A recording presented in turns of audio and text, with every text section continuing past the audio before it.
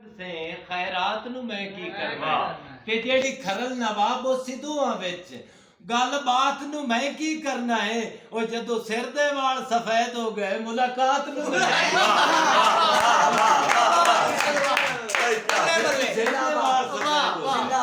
मुलाकात नू मैं की करना है ते मैनू छड़ ते दस खां तू अजकल केड़े महल बनाई फिरना है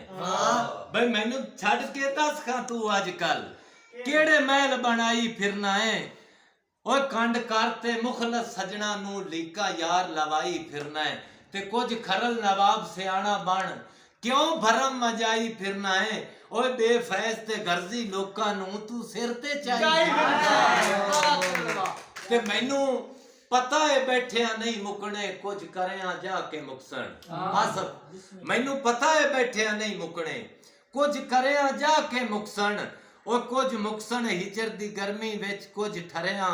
जाके मुकसन ते सोहनी वांग नवाब होण लगदा है कच्चे तरिया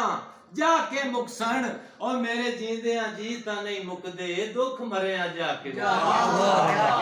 ते असां सांधिया राणा दुख तेरा तू सह ना सह तेरी मर्जी कैसी सह असां सांधिया राणा दुख तेरा तू सह ना सह तेरी मर्जी ओए जट आके कोल गरीबां दे तू बह ना बह तेरी मर्जी ते असा कहना है तू है यार साडा भाई तू कहे ना कहे तेरी मर्जी अगे खरल नवाब दी नजरां दे तू रह ना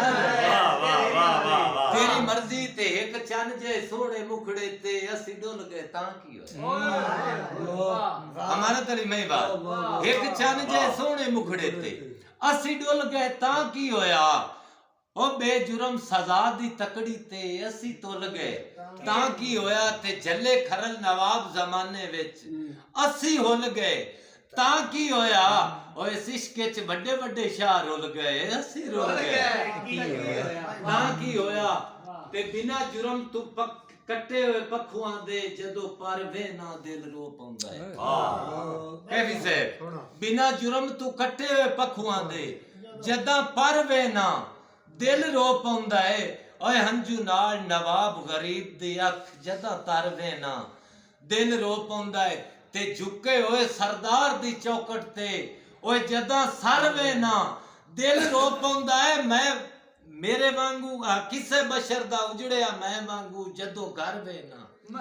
दिल रो पौंदा है बहुत शुक्रिया ते आखिरी शेर के साडे